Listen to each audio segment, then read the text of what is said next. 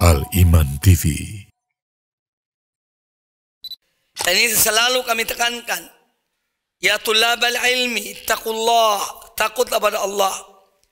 Menuntut ilmu bukan karena Allah, hanya untuk mencari pengaruh, supaya dihormati di kampungnya, ya, supaya direspek, dihargai oleh manusia, ya, bukan karena Allah Subhanahu Wa Taala. Maka ancamannya berat, ancamannya berat. Jadi ikhwani fillah rahimani wa rahimakumullah, makanya saya merasa bahwa ini penting baca pada tulabul ilmi. Kita ini Masya Allah belajar macam-macam, aqidah, manhaj, ya, dan yang lainnya. Tapi yang gini-gini kadang-kadang jarang diungkapkan, jarang dipelajari. Padahal kita yang bermula untuk menuntut ilmu, maka hal-hal seperti ini harus dimasukkan pertama kali sebelum yang lainnya, ya, supaya kita ini tahu diri, supaya kita ini takut pada Allah Subhanahu Wa Taala, supaya kita ini ikhlas pada Allah Azza wa Jal dalam menuntut ilmu. Karena apa? An-nar kata Nabi Sallallahu Alaihi Wasallam.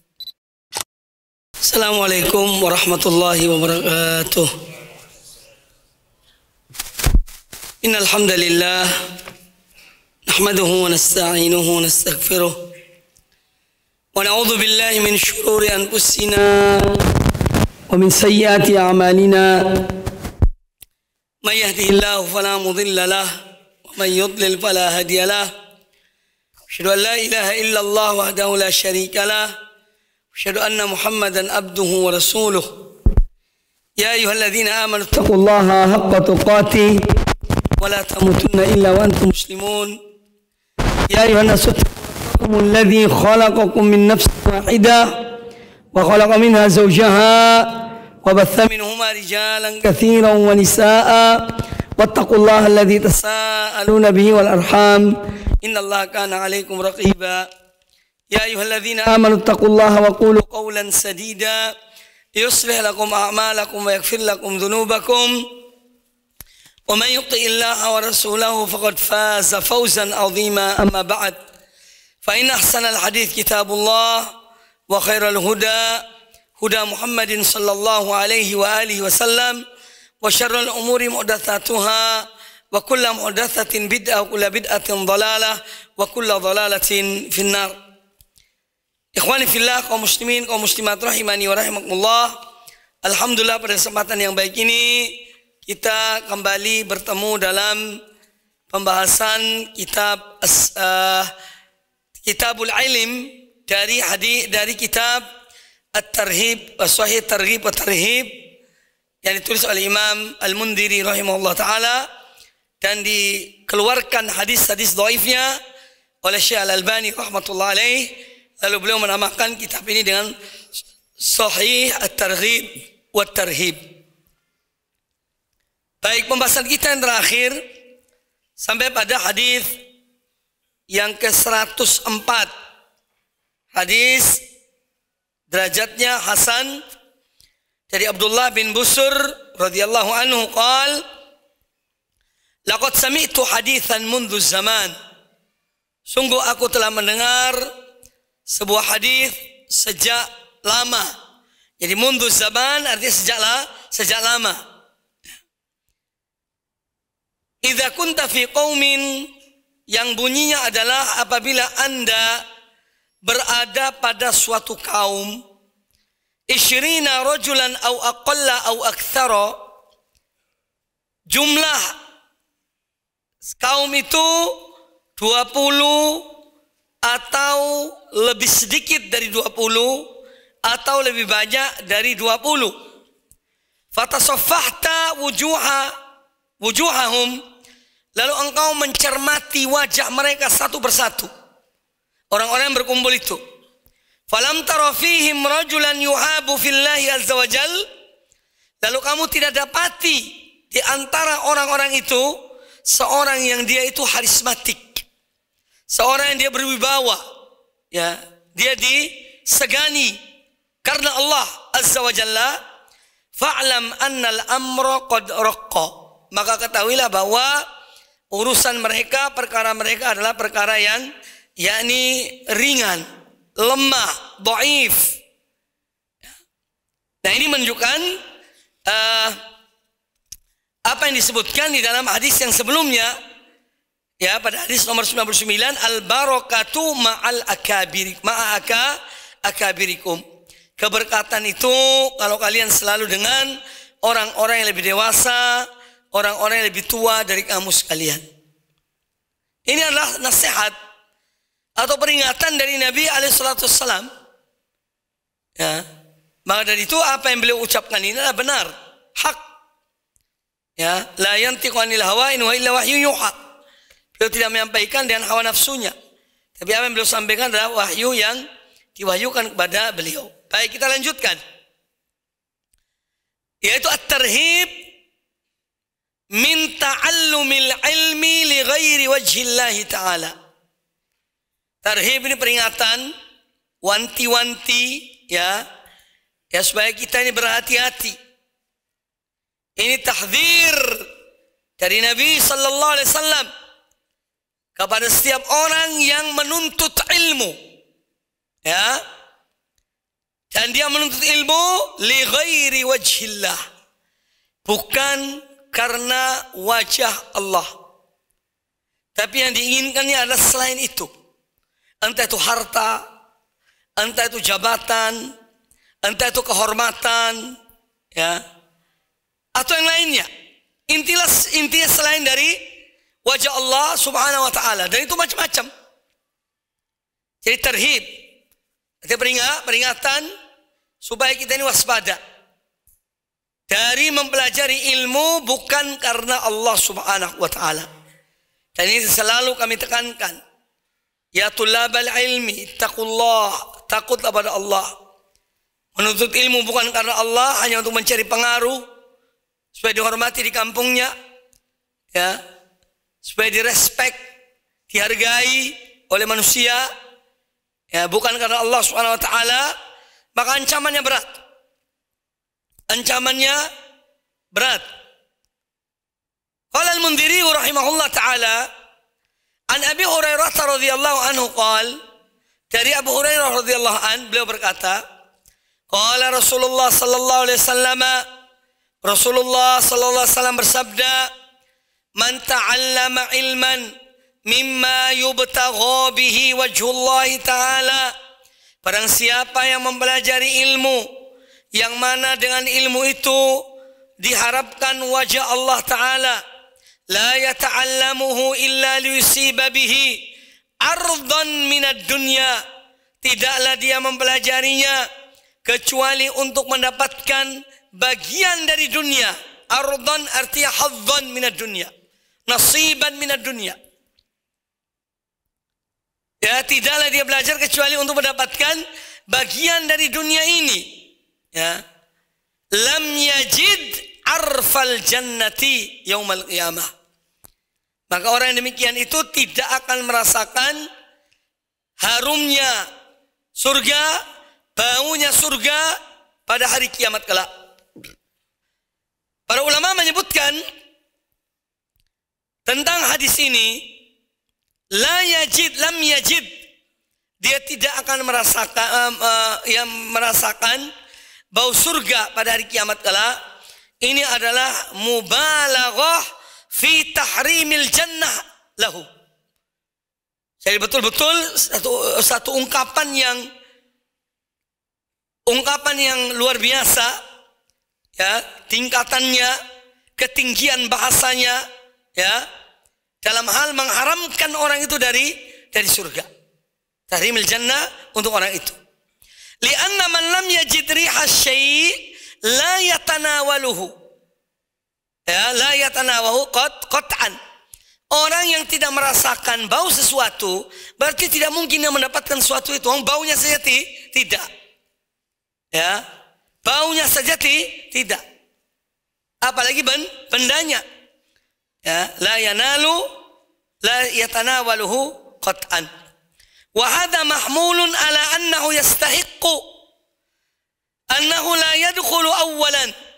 Dan hadis ini tentu dibawa kepada orang yang demikian itu, dia tidak masuk surga pada pertama kali.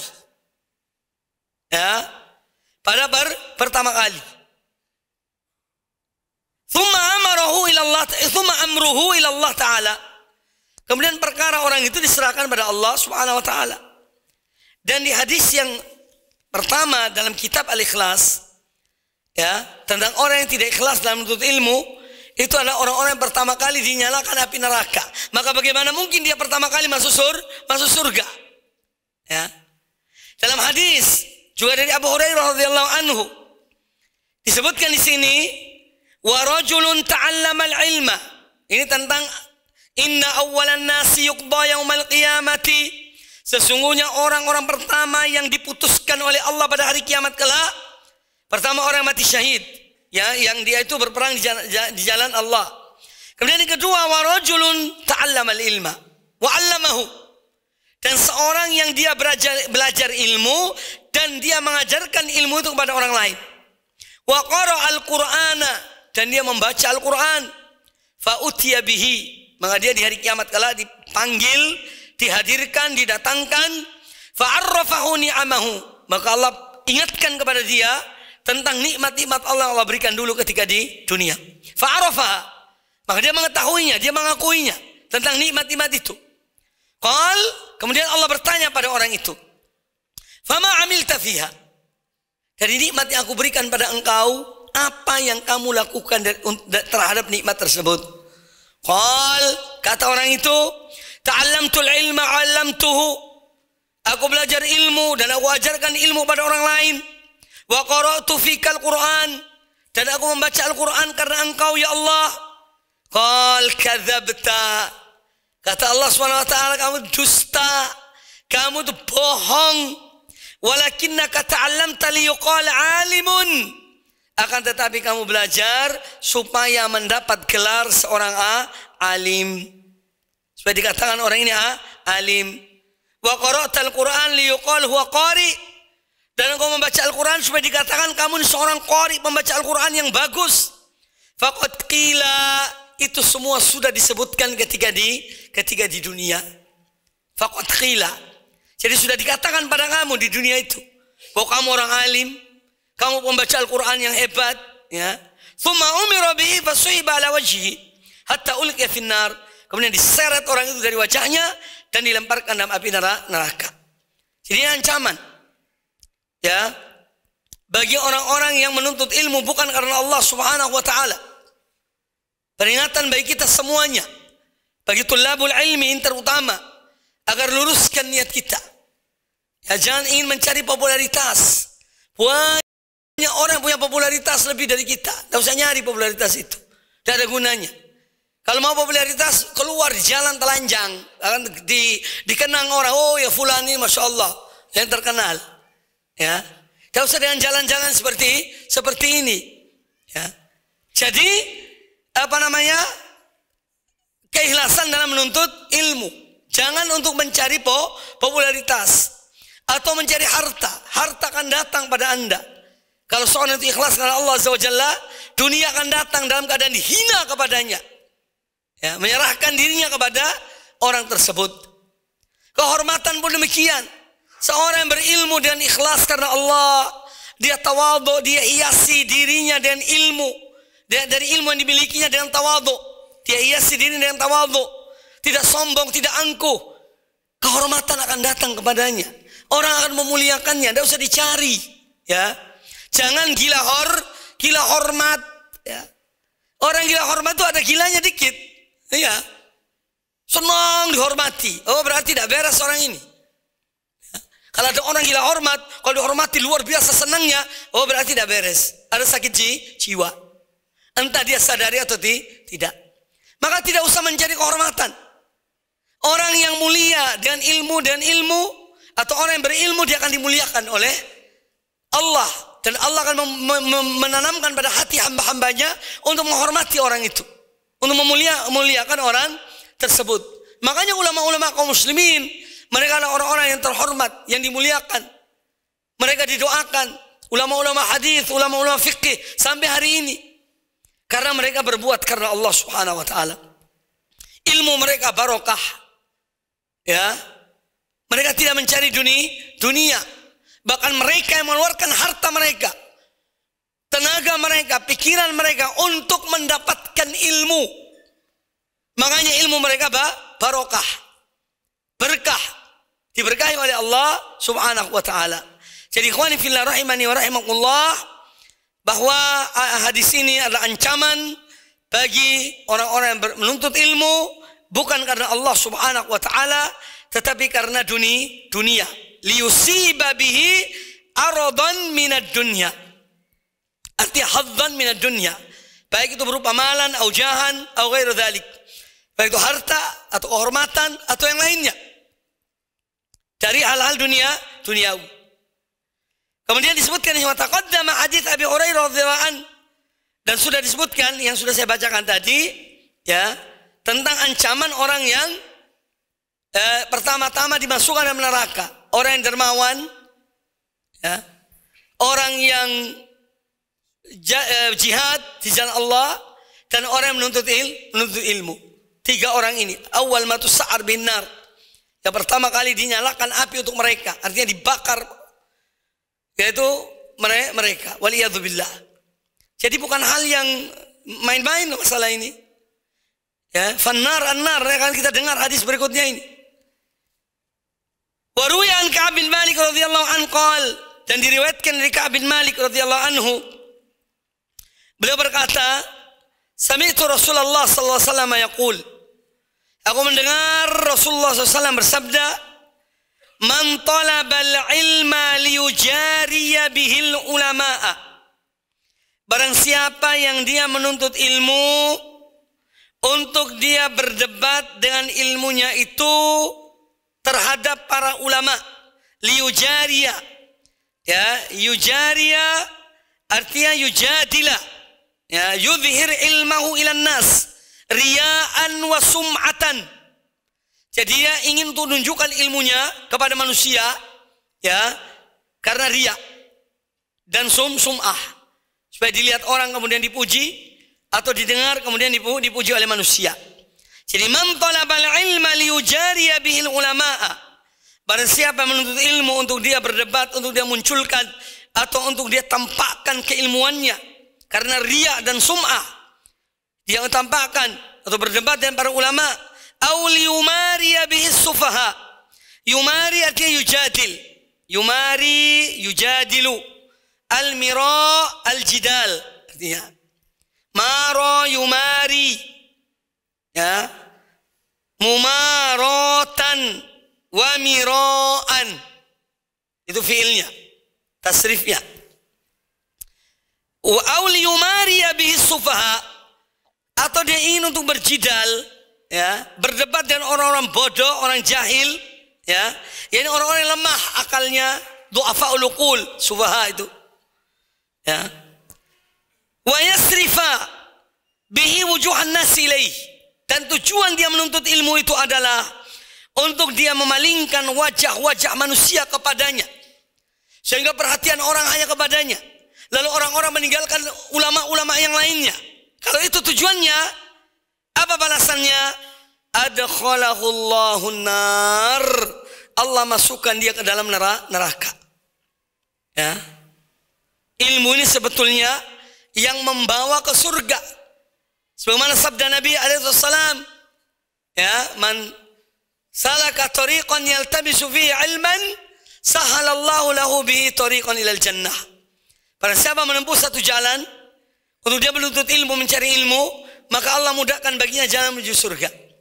Ini semua penyebab, yang satu ke surga karena niatnya benar, ilmu menjadi jalan menuju surga.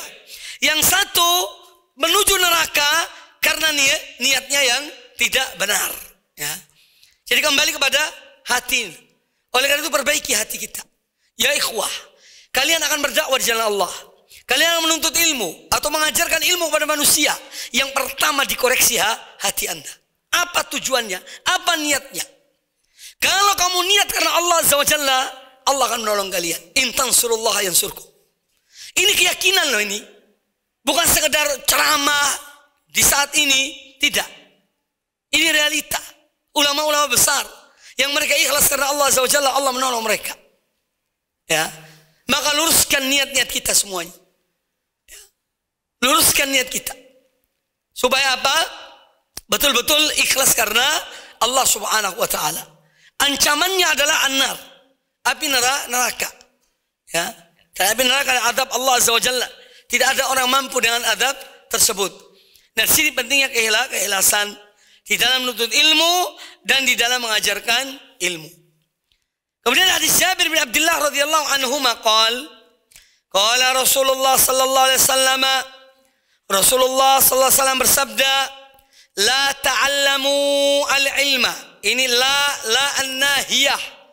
La yang menunjukkan larangan. La itu ada banyak macamnya.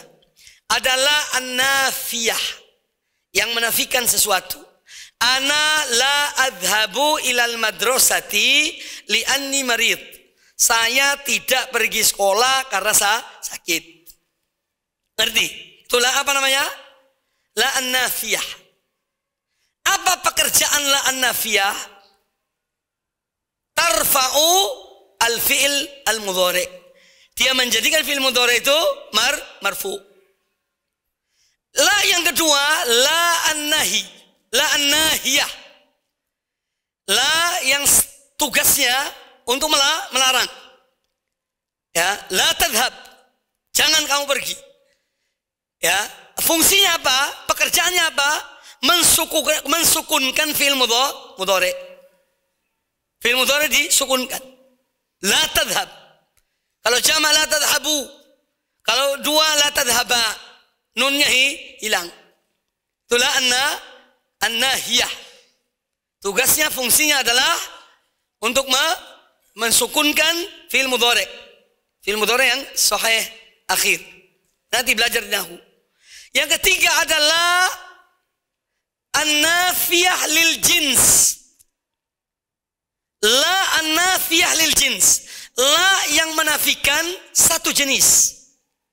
Contohnya, apa pekerjaannya? Dia memfathahkan la an-nafiyah ini masuk tidak hanya pada fi'il, tapi juga pada isim. Dia masuk pada isim. La ahada fil baiti. La ahada apa artinya? Orang. Artinya tidak ada orang di rumah itu. Ya, selain orang ada kursi, ada meja, ada kucing, ada. Ya, tapi dia menafikan jenis manusia. Karena dia bilang ahada. Ya, kalau dia katakan la mirwahata fil bait, artinya tidak ada kipas angin di rumah. Yang dinafikan semua jenis kipas tidak ada. Itu namanya la an-nafiyah lil jins. La ilaha illallah. Ini menafikan semua jenis Tuhan yang dituhankan oleh manusia. Itu semua tidak benar, tidak ada. Kecuali Allah. Ini namanya apa? La an-nafiyah lil jins. Menafikan satu jenis. Nah, di sini la ta'allamu. La apa kira-kira ini? La an-nahiyah. Nah, di sini taknya dihilangkan satu untuk meringankan. Asalnya la tata'allamul ilma. Dan itu boleh menghilangkan satu ta untuk meringankan. Dalam ilmu nahwu itu dibolehkan. Nah, misalnya mengatakan la ta'allamu artinya la tata'allamu. Janganlah kamu belajar ilmu, la tata'allamul ilma litubahu bihil ulama. Baha yubahi artinya adalah fakhara yufakhiru, untuk membanggakan diri kalian, ya, terhadap ulama. Janganlah kamu belajar ilmu untuk kamu banggakan dirimu terhadap ulama-ulama. Jadi niatnya bukan karena Allah, tapi untuk menunjukkan kepintarannya, bahwa dia punya ilmu, ya. Cenderung mengalahkan orang lain, ulama yang lain. La ta'allamu al-ilma litubahu bihil ulama wa la tumaru bih sufaha. Dan jangan pula kalian nuntut ilmu untuk, ya, litumaru bih sufaha, untuk kalian berdebat dengan orang-orang yang tidak punya ilmu.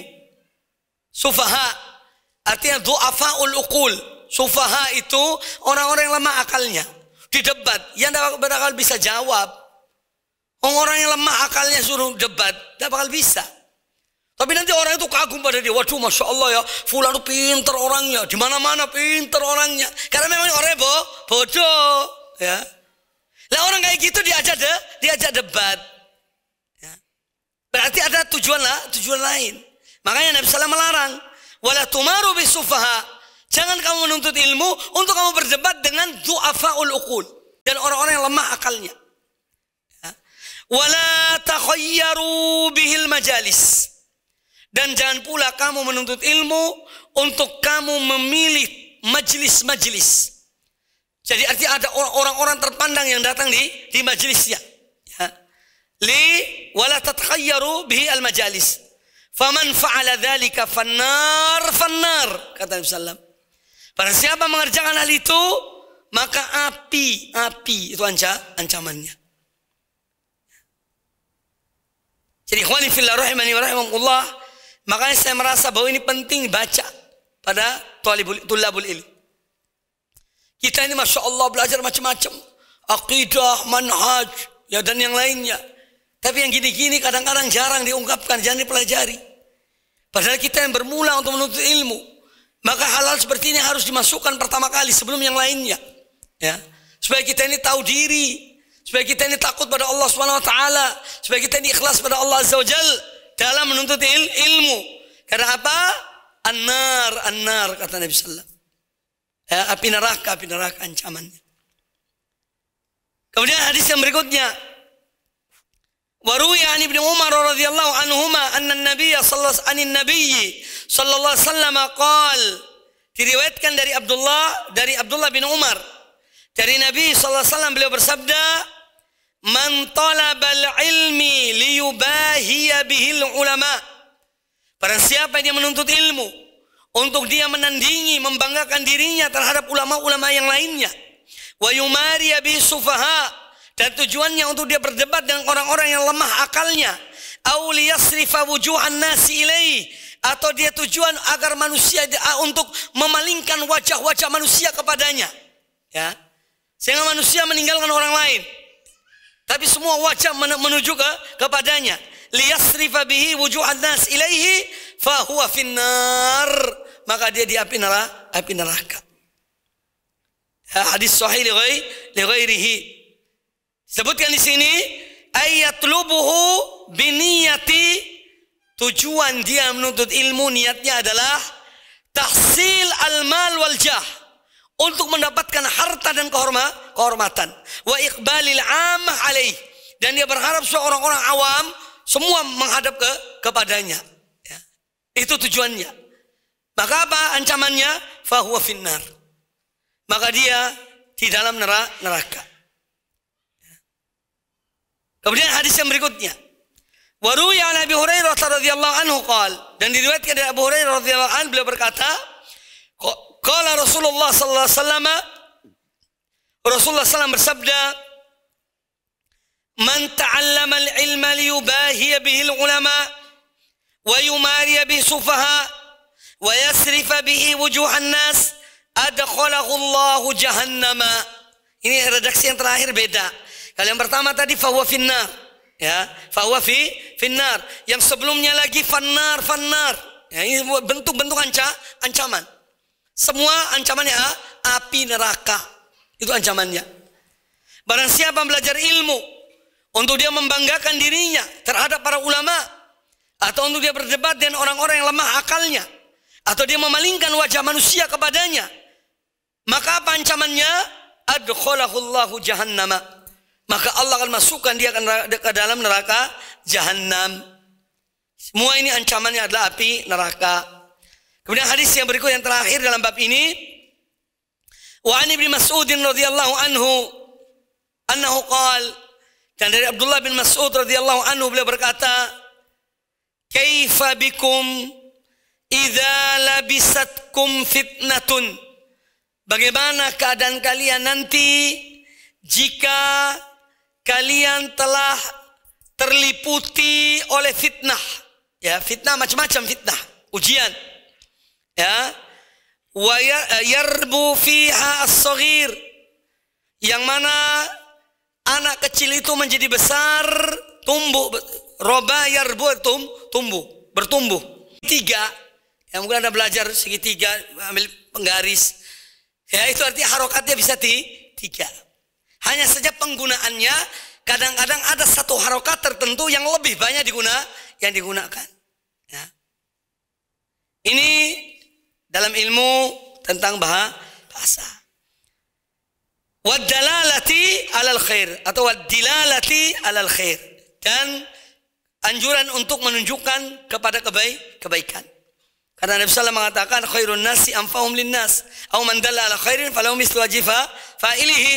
Pada siapa menunjukkan satu kebaikan, maka dia mendapat pahala sama dengan orang yang mengerjakannya, sebanyak orang mengerjakannya.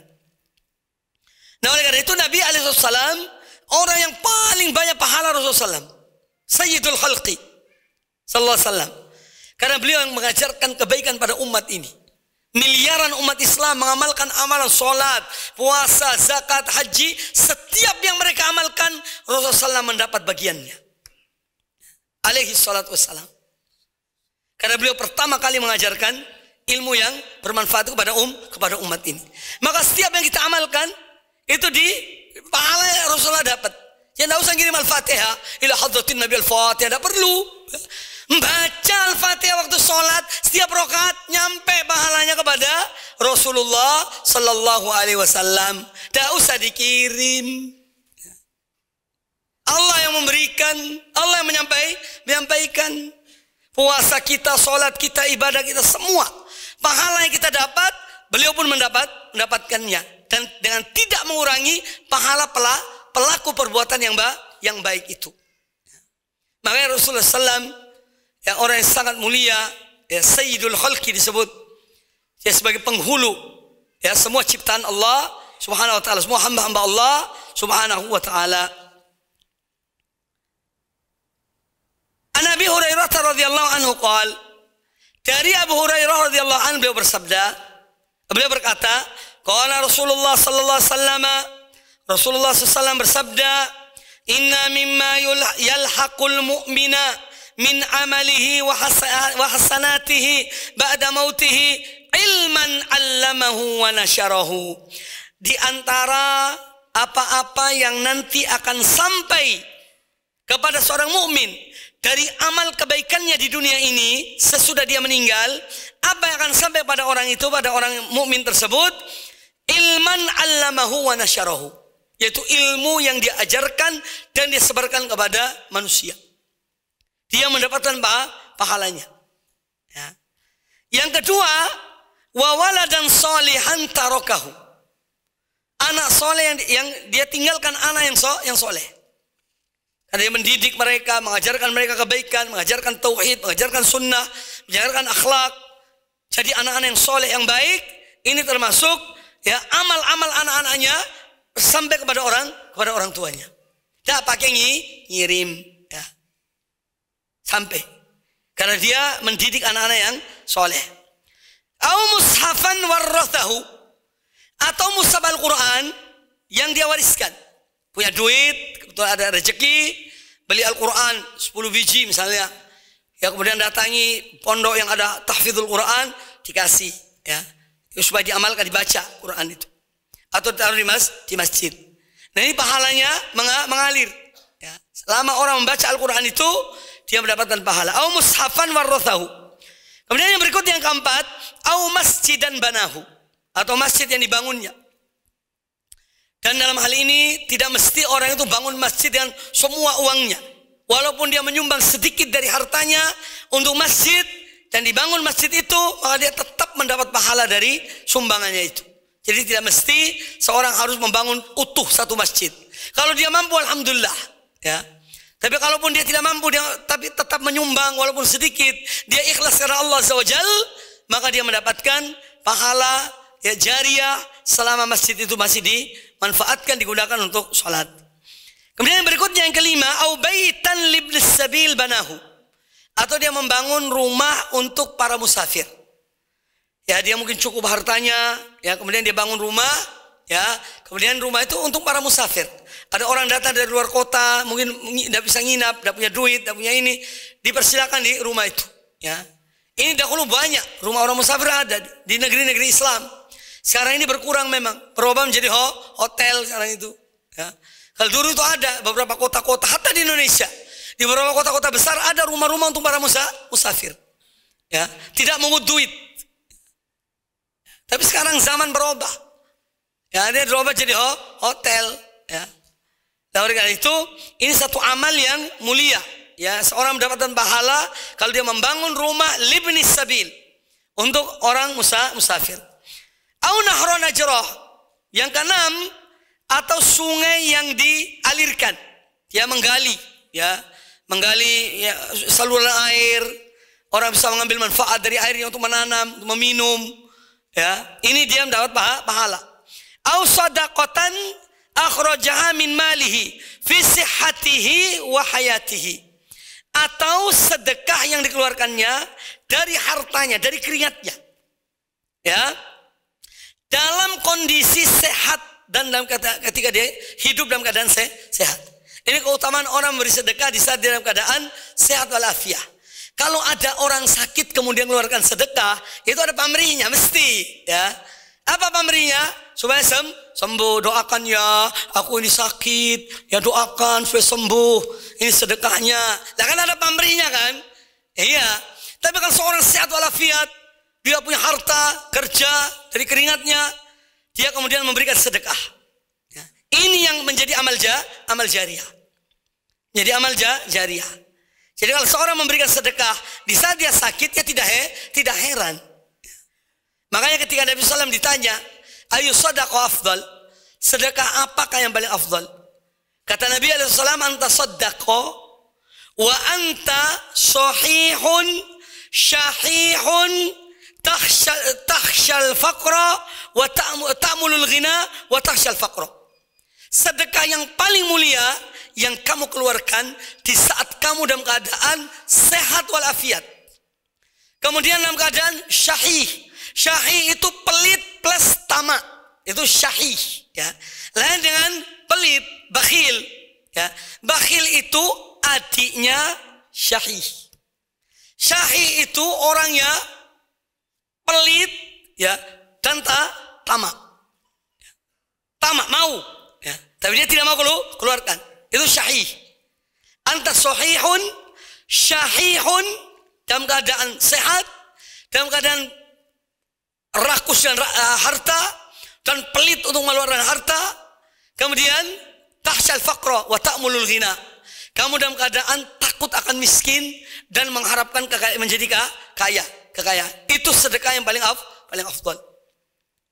Jadi kalau ada orang sakit kemudian mengeluarkan sedekah, ya jangan heran, tidak usah kaget, ya. Tidak usah kaget. Oh biasa itu. Ada pamrihnya. Walaupun wallahu a'lam, tapi pada umumnya begitu. Ya sadaqatan akhrajaha min mali wa fi sihhati wa hayati. Yalhaquhu min ba'di mautihi. Semua ini dia mendapatkan pahalanya, mengalir pahalanya sesudah dia meninggal. Hadis hasan. Belum. Sudah belum? Baik, ikhwani fillah rahimani wa rahimakumullah.